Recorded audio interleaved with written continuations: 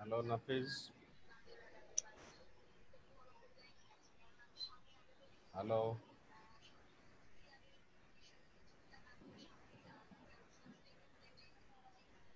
Hello, Nafiz.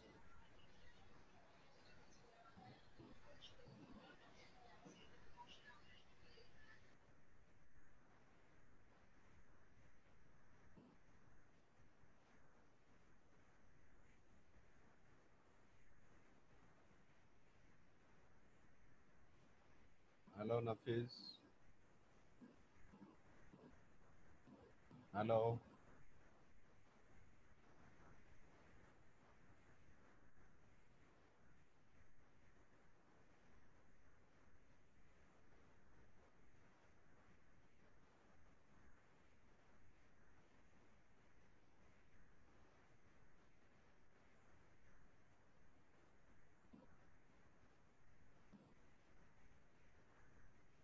Hello, Nafiz.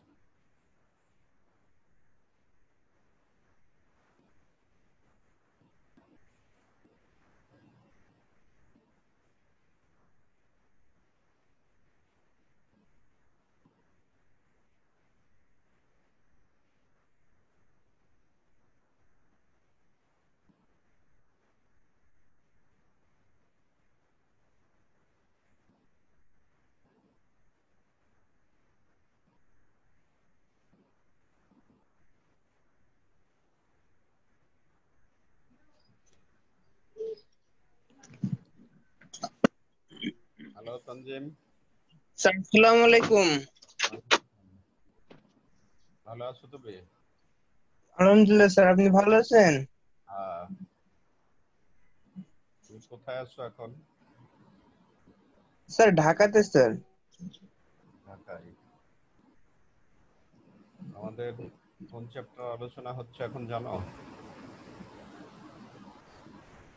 Sir second chapter sir. এই first chapter আলোচনা করতেছি, ব্যবসায়ী প্রতিষ্ঠানের হিসাব।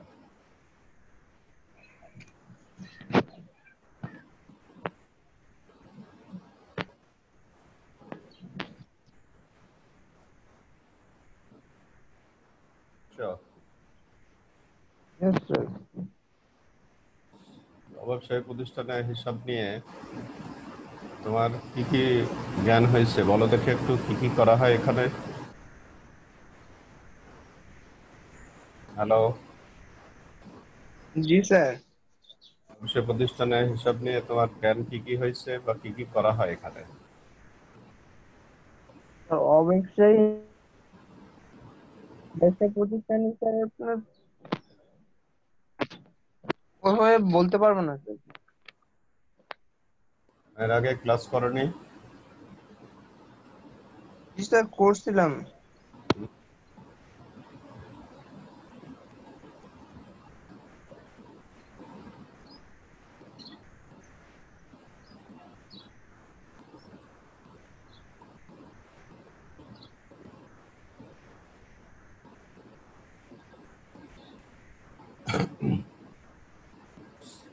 বলতে পারবা না?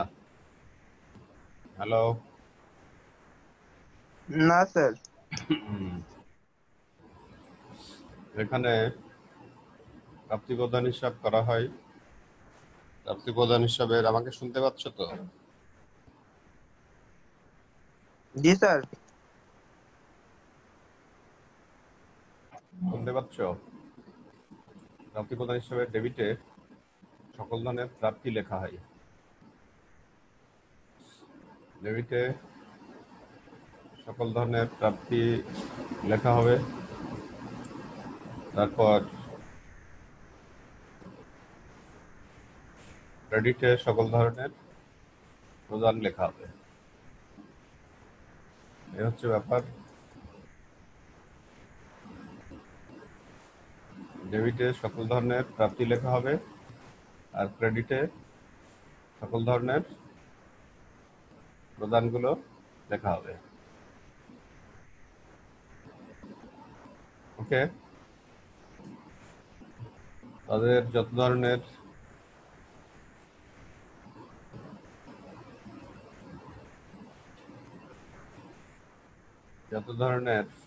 তোমার প্রাপ্তি আছে, চাঁদা, ভর্তি ফি হতে পারে, অনুদান হতে পারে, সবগুলো প্রাপ্তি ডেবিট দিকে লেখা হবে। আর ক্রেডিট দিকে লেখা হবে কি? ক্রেডিট দিকে সকল প্রকার প্রদানগুলো লেখা হবে। ওকে।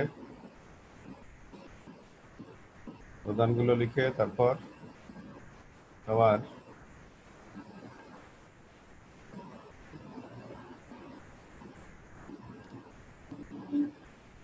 একটা ব্যালেন্স নির্ণয় করা হবে। ব্যালেন্স নির্ণয় করলে তাহলে এখানে তাদের শেষের উদ্বৃত্তটা আসবে।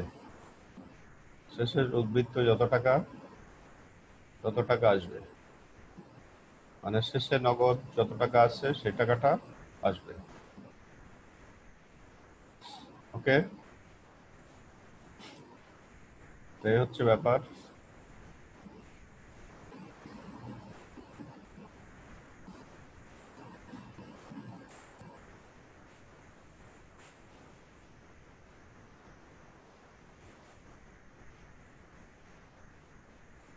ক্লিয়ার?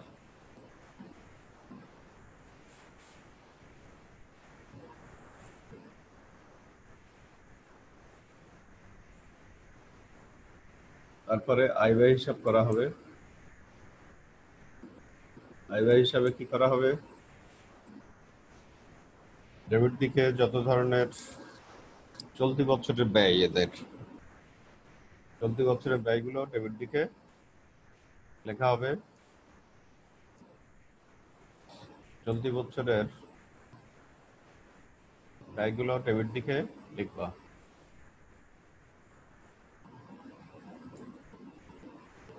বেতন, ভাড়া, মজুরি, আসবাবপত্রের অবচয়, যন্ত্রপাতির অবচয়, অন্য যে কোনো সম্পত্তির অবচয় হতে পারে, সেগুলো সব ডেবিটে লিখে তারপর একটা ব্যালেন্স নির্ণয় করা হবে। ঠিক আছে? স্ক্রিনে কিছু দেখতে পাচ্ছ? হ্যালো?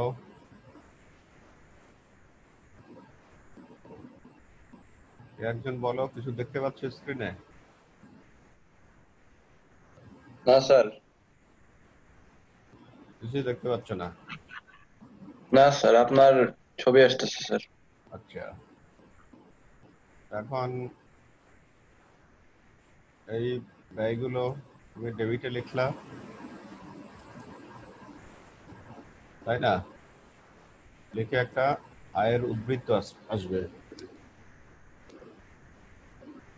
আয়ের উদ্বৃত্ত, এটার আরেক নাম হচ্ছে তোমার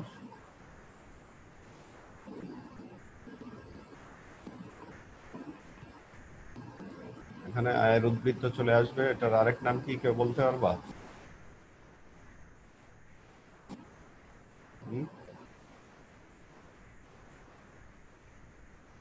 হ্যালো?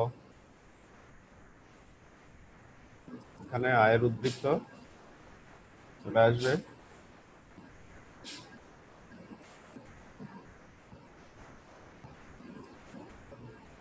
এই আয়ের উদ্বৃত্ত পরে কোথায় যাবে?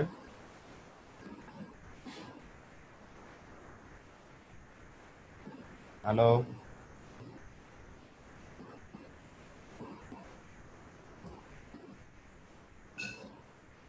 আয়ের উদ্বৃত্ত পরে মূলধন তহবিলে চলে আসবে।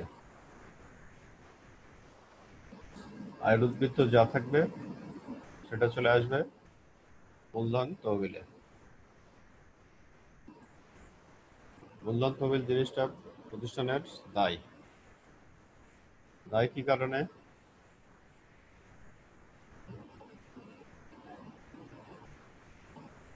হ্যালো? মূলধন তহবিল দায় কি কারণে, কেউ বলতে পারবা?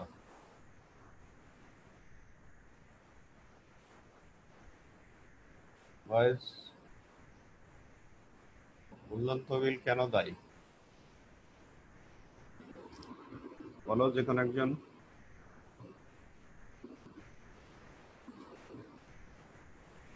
মূলধন তহবিল কেন দায়ী?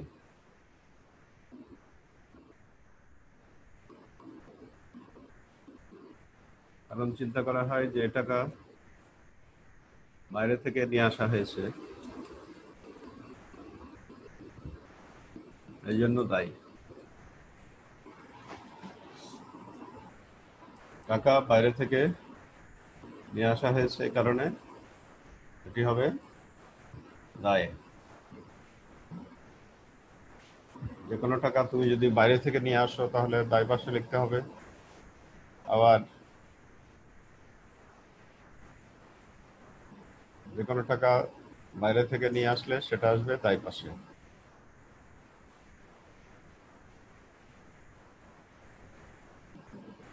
কোনো প্রশ্ন আছে এখানে? আবার সম্পদের দিকে সর্বশেষ সম্পদগুলো লিখবা। সর্বশেষ সম্পদ যত টাকা হয় তত টাকা লিখবা দায়ের দিকে।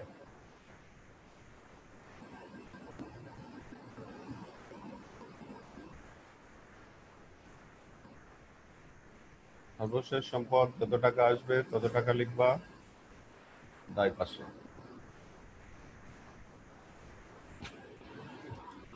সম্পদের দিকে লিখবা সর্বশেষ সম্পদ যত টাকা আসবে। লিখে এটার একটা ব্যালেন্স নির্ণয় করবা।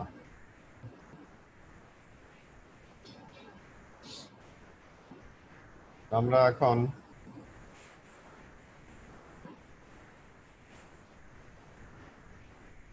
আজকের এই প্রবলেম দেখি। প্রবলেমে দেখো কি বলতেছে। এদের মাঝে মাঝে খাদ্য সামগ্রী খাতে টাকা ব্যয় হয়। এটা কি হবে এদের?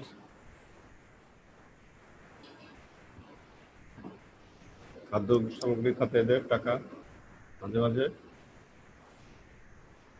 ব্যয় হবে। খাদ্য সামগ্রী খাতে এদের টাকা আয় হবে মাঝে মাঝে। এখানে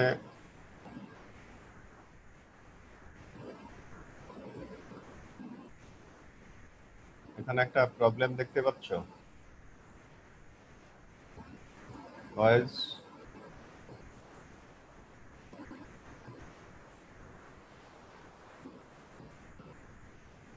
প্রবলেম দেখতে পাচ্ছ এখানে? সাদ, হ্যালো সাদ, यस सर। প্রবলেম দেখতে পাচ্ছ কোনো? जी सर। কি লেখা আছে শুরুতে?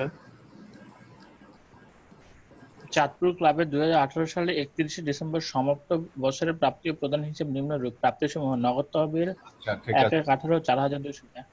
হ্যাঁ, ঠিক আছে। এখানে বোঝাচ্ছে যে শুরুতে তাদের টাকা আছে, শুরুতে টাকা আছে 4,200। শুরুতে ব্যাংক জমা 7,200। আজীবন শুভেচ্ছা তারা পেয়েছে, তাই না? এগুলো বলা আছে।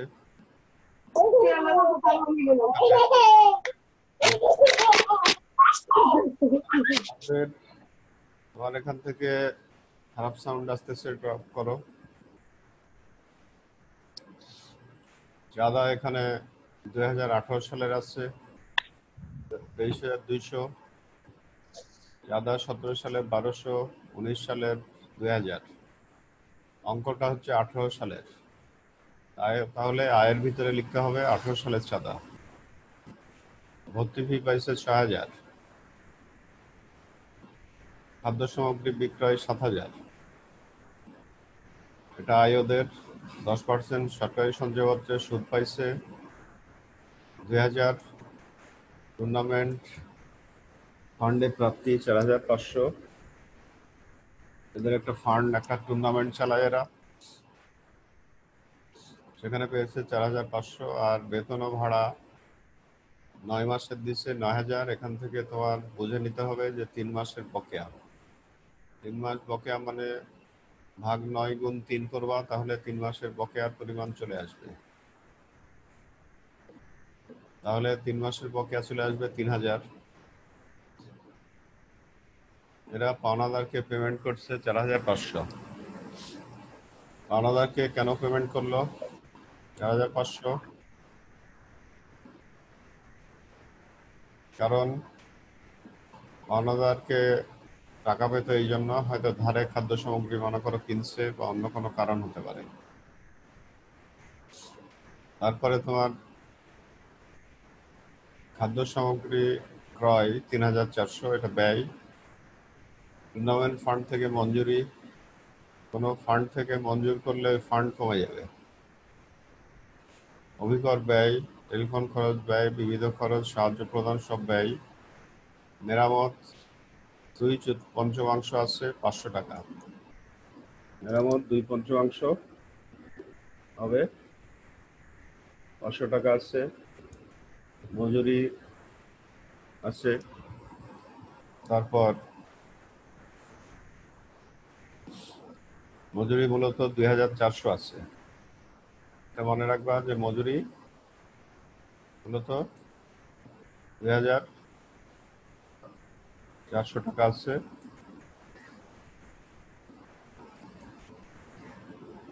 দালান কোঠা ক্রয় 40,000 টাকা। দালান কোঠা ক্রয় করছে, হয়ে যাবে সম্পদে। নগদ তহবিল আর ব্যাংক জমা, এটা 2,700 টাকা হবে। নগদ তহবিল ব্যাংক জমা হবে 2,700 টাকা।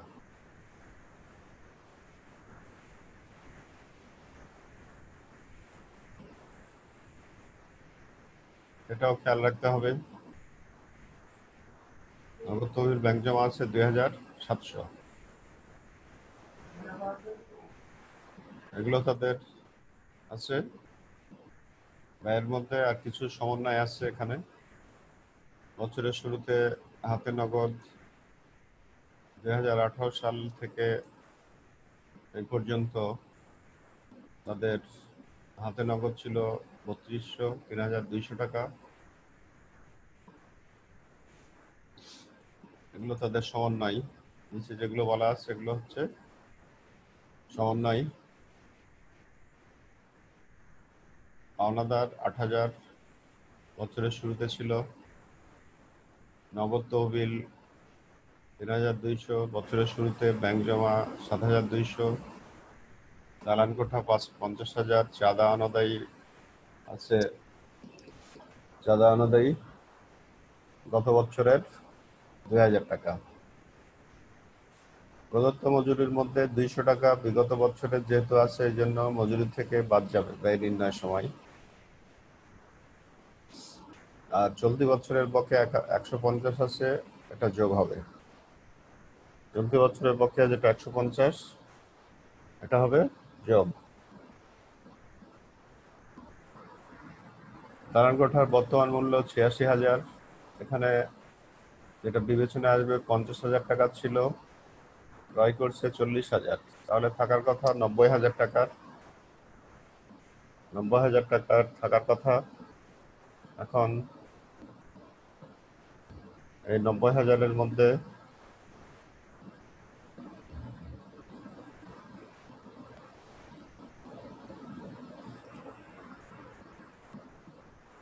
বর্তমান মূল্য 86,000 যদি হয় 4,000 টাকা কমে গেল, এটা অবশ্যই এর মধ্যে ধরতে হবে। খাদ্য সামগ্রীর শুরুতে ছিল 6,700, শেষে 5,000। অভিকর প্রতি বছরে অগ্রিম দেয়। আজীবন শুভেচ্ছা 40%। কল্যাণ তহবিল গঠন করতে বলছে, আর মুনাফা জাতীয় বিবেচনা করতে বলছে অবশিষ্ট টাকা। তার মানে এখানে 60% মুনাফা জাতীয় বিবেচনা হবে। 50 জন সদস্য প্রত্যেকে 500 টাকা করে চাঁদা প্রদান করে থাকে। তাহলে 25,000 টাকা চাঁদা পাওয়ার কথা, চাঁদা পাওয়া গেছে 23,200। তার মানে এখানে বকেয়া চাঁদা তোমার ধরতে হবে, বাকি 1,800 টাকা বকেয়া চাঁদা ধরতে হবে। এই হচ্ছে ব্যাপার। এখন আমরা উত্তরটা দেখো কয়ের কেমন হতে পারে। কয়ের জিজ্ঞেস করছিল যে খাদ্য সামগ্রী খাতে তাদের আয়ের পরিমাণ নির্ণয় করো। তো খাদ্য সামগ্রী তাদের এখানে বিক্রি করছে টোটাল 7,000 টাকার।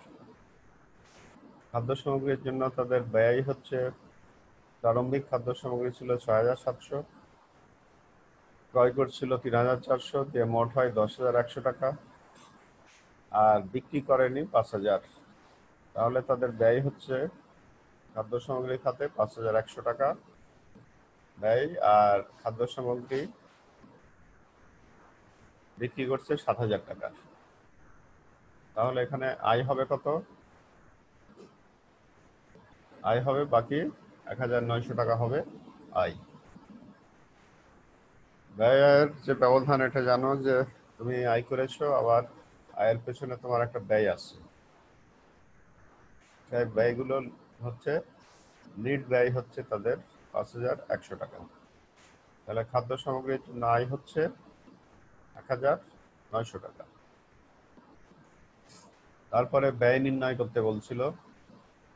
ব্যয় নির্ণয়ের সময় তোমার বেতন 9,000 পেমেন্ট ছিল, বকেয়া 3,000,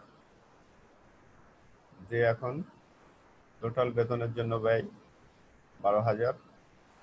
প্রারম্ভিক খাদ্য সামগ্রী শুরুতে ছিল 6,700, ক্রয় করছে 3,400, আর হাতে রেখে দিচ্ছে 5,000।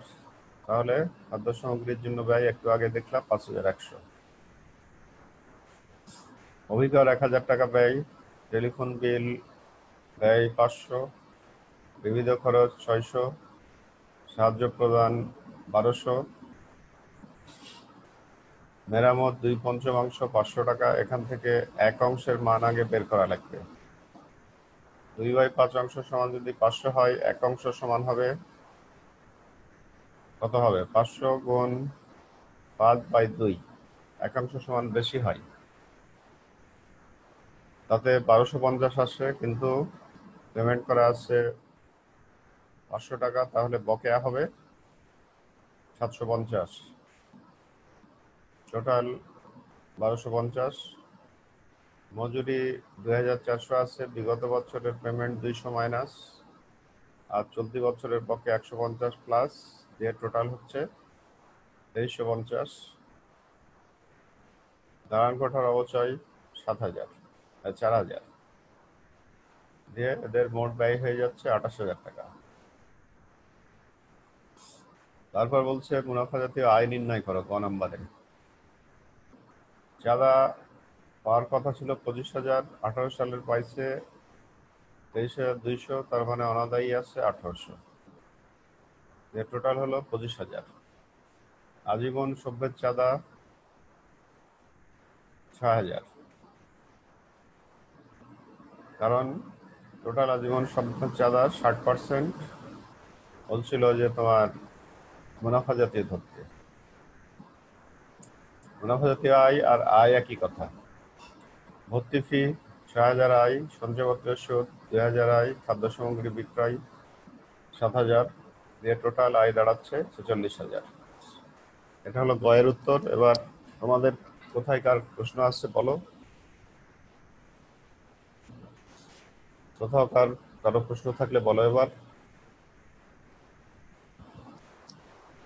হ্যালো, কোথাও যদি কারো প্রশ্ন থাকে বলো।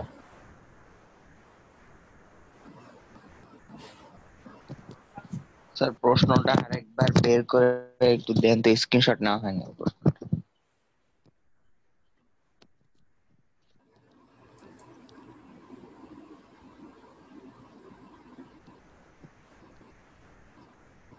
এই ছিল প্রশ্নের শুরুতে এই টেবিল দেওয়া আছে।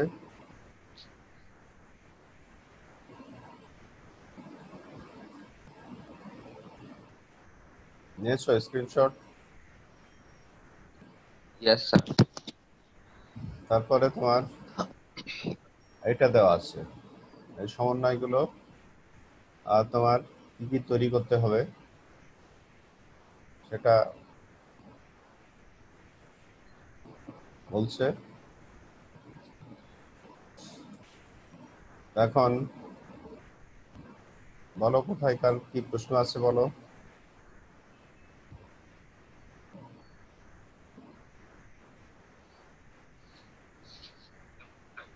প্রশ্নটা নেওয়া হয়েছে? ইয়েস স্যার, নিছি। বলো কোথায় কার কি প্রশ্ন আছে বলো। স্যার ক নাম্বারে খাদ্য সামগ্রীর জন্য আয় ব্যয়টা আরেকবার একটু বুঝিয়ে দেন। খাদ্য সামগ্রী দেখো এখানে বিক্রি করছে কত টাকা, 7,000 টাকা স্যার। কিন্তু তুমি জানো যে সবকিছুর পিছনেই ব্যয় আছে, তাই না? জি স্যার। 7,000 টাকার বিক্রি করছে, কিন্তু তোমার এখানে এর পেছনে দেখো কি কি খরচ হয়েছে তার। মজুদ শুরুতে ছিল 6,700, ক্রয় জি করছিল স্যার। 3,400 টাকা। তাহলে মোট খাদ্য সামগ্রী যোগ করলে আসবে। এর মধ্যে বিক্রি করেনি 5,000 টাকা, মাইনাস করলে 5,100 টাকা হচ্ছে তাদের নিট ব্যয়, আর এটা বিক্রি করছে 7,000 টাকায়। তাহলে ব্যবধান কত টাকা হলো? ব্যবধান যে টাকা হলো, এই যে এখন দেখতে পাচ্ছ, এটাই হচ্ছে তাদের খাদ্য সামগ্রী বিক্রি করছে 7,000 টাকার, আর নেট ব্যয় 5,100। তাহলে খাদ্য সামগ্রীর জন্য আয় হয়ে যাবে 1,900 টাকা। ক্লিয়ার? জি স্যার। এরপরে কার কি প্রশ্ন আছে?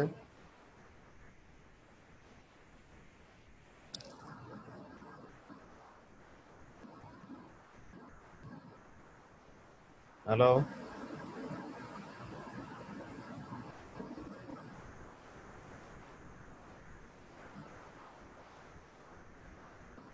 বলো কার কি প্রশ্ন আছে এরপর?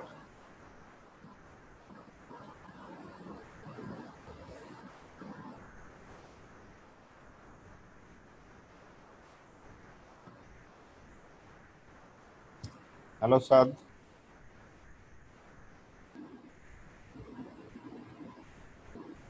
সাদ, হ্যালো। Yes, sir. এখানে Yes, sir. এখানে তোমাকে আয় ব্যয় হিসাব তৈরি করতে বললে তুমি কি করবা? যদি এখানে এই অঙ্ক থেকে আয় ব্যয় হিসাব তৈরি করতে স্যার, আয় থেকে ব্যয় বাদ দিব, স্যার। হুম? আয় থেকে ব্যয় বাদ দিব। এখানে ঘটনা হচ্ছে আয় আর আয় বিবরণী আর আয় ব্যয় হিসাবের মধ্যে পার্থক্য আছে কিন্তু।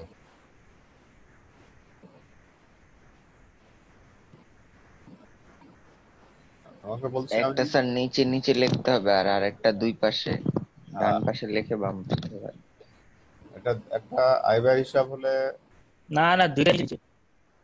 এখন শোনো, আয় বিবরণী হলে উপরে আয় গুলো লিখে ব্যয়গুলো এই আয়গুলো উপরে লিখে তার আগে তার থেকে এই ব্যয় 28,000 মাইনাস করবা। জি স্যার। আর আয় ব্যয় হিসাব মানে তোমার এই আয়গুলো ডান দিকে লিখবা আর এই ব্যয়গুলো বাম দিকে লিখে উদ্বৃত্ত নির্ণয় করবা। উভয় ক্ষেত্রে উত্তর একই হবে কিন্তু লেখার স্টাইল আলাদা। ক্লিয়ার সাদ? স্যার আয় ব্যয় হিসাবে যদি নিচে নিচে লিখি হবে? আয় ব্যয় হিসাবে নিচে নিচে লিখলে ভুল হবে। ঠিক আছে, তুমি ক্লিয়ার জি সাদ? হ্যালো সাদ, স্যার, আয় ব্যয় বিবরণী করতে বললে- স্যার, আয় ব্যয় বিবরণী করতে বললে কি স্যার নিচে নিচে করবো?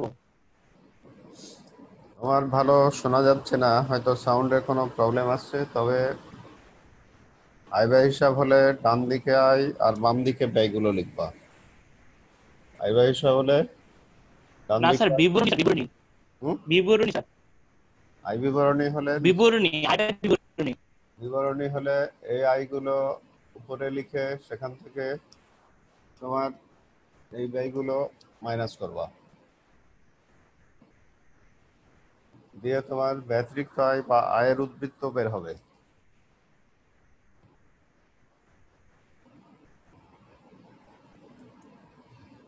এই আয়গুলো প্রথমে লিখে সেখান থেকে ব্যয়গুলো মাইনাস করবা, তাহলেই তোমার উদ্বৃত্ত চলে আসবে, আয়ের উদ্বৃত্ত। তারপর এখানে তানজিম মাহমুদ, আসো।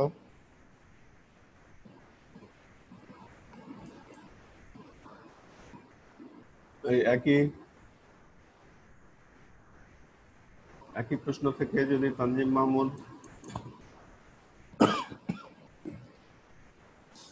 তোমাকে মূলধনজাত আয় যদি নির্ণয় করতে বলে তখন কি করবা? স্যার প্রশ্ন চলে গিয়েছে স্যার, আহ প্রশ্ন চলে গেছে স্যার। আচ্ছা, এখন প্রশ্ন আবার দেখো।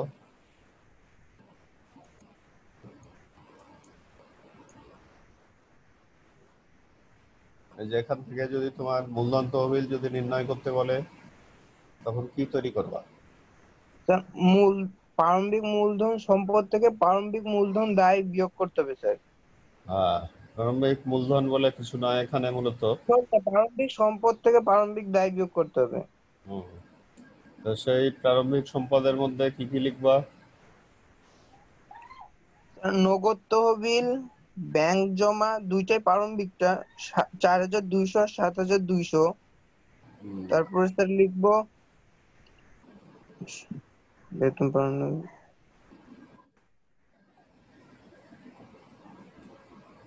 হ্যালো, দালান কোঠা ক্রয়,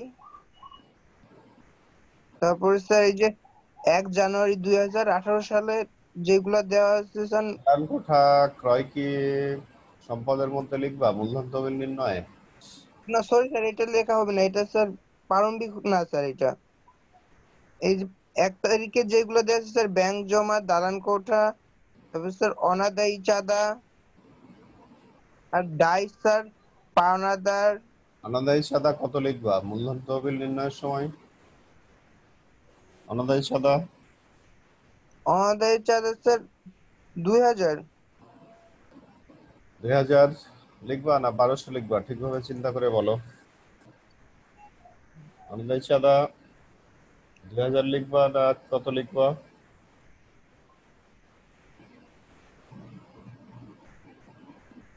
হ্যালো, জি স্যার 2000 স্যার।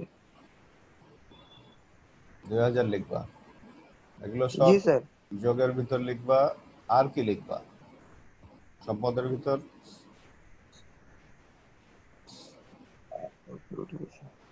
আর স্যার সম্পদের মধ্যে আর যাবে না স্যার।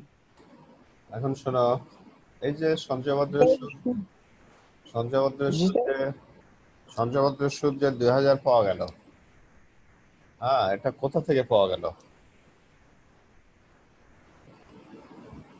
সঞ্চয়পত্রের সুদ 2000 যে পাওয়া গেল, এটা কোত্থেকে পাওয়া গেল? এখানে চিন্তা করতে হবে। নিশ্চয়ই বছরের শুরুতে তোমার সঞ্চয়পত্রের সুদ ছিল, তাই না? জি স্যার। জি স্যার।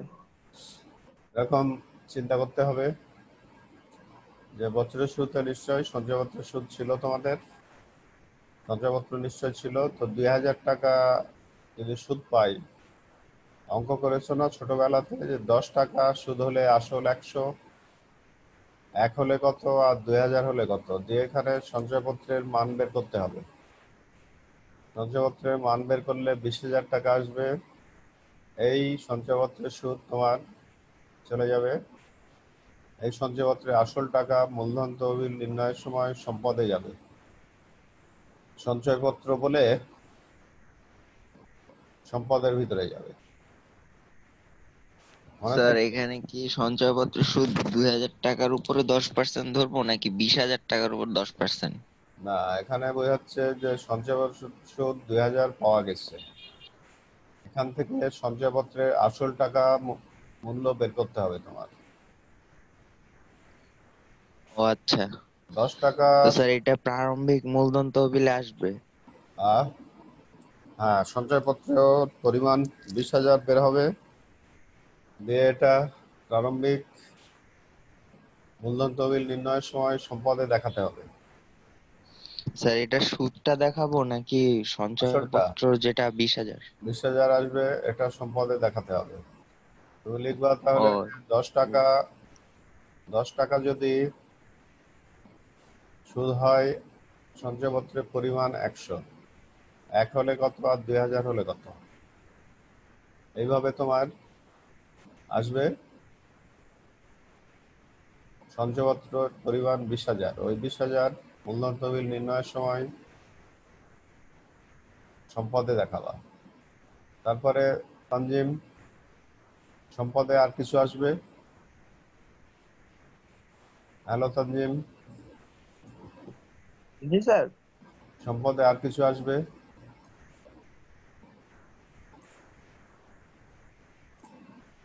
সম্পদে কি আর কিছু আসবে?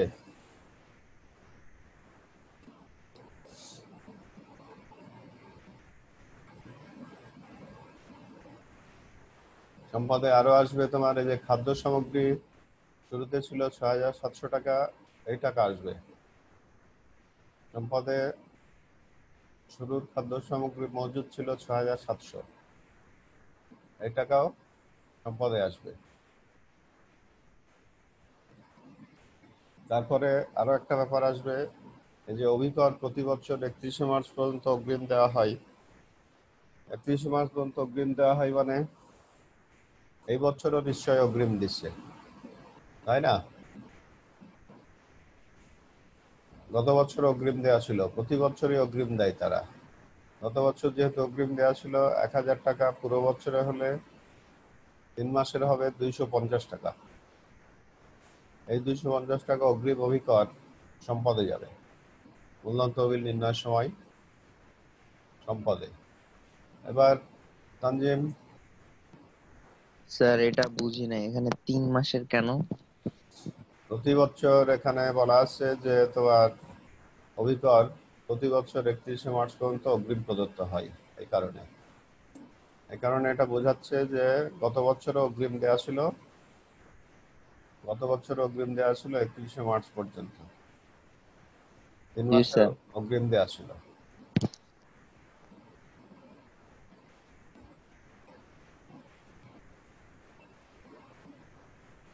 তো 3 মাসে তোমার 1,000 টাকা যদি পুরো বছরে হয়, 3 মাসের তা নির্ণয় করবা। 3 মাসেরটা নির্ণয় করলে হবে 250 টাকা। 250 টাকা সম্পদে যাবে। এখানে দায়ের ভিতরে যাবে পাওনাদার। এই যে বছরের শুরুতে 8,000 টাকা আসছে, দায়ের ভিতরে পাওনাদার 8,000 মাইনাস করতে হবে। বকেয়া মজুরি আচ্ছা, 200 টাকা বিগত বছরের যেটা গত স্যার। বছরের 200 বলা আছে। এটা বকেয়া মজুরি কেন পরিশোধ করলো? কারণ বছরের শুরুতে নিশ্চয়ই বকেয়া ছিল 200 টাকা, এটা মাইনাস করতে হবে। এইভাবে মূলধন স্যার তহবিল, চলতি বছরের বকেয়া যেটা 150, এটাও কি মাইনাস করতে হবে? চলতি বছরের বকেয়া যেটা 150 আছে, এটা মূলধন তহবিল নির্ণয়ে মাইনাস হবে না। মূলধন তহবিল নির্ণয়ে খালি যাই গত বছরের গুলো। জি। ক্লিয়ার? এখন আর কার কি প্রশ্ন আছে বলো থাকলে। আর কোনো প্রশ্ন আছে?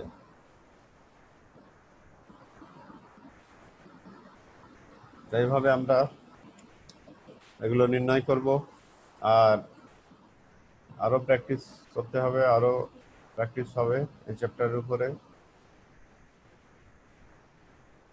তা ঠিক আছে, আগামী ক্লাসে তাহলে দেখা হবে আবার। ওকে স্যার, আসসালামু আলাইকুম। ওয়ালাইকুম আসসালাম।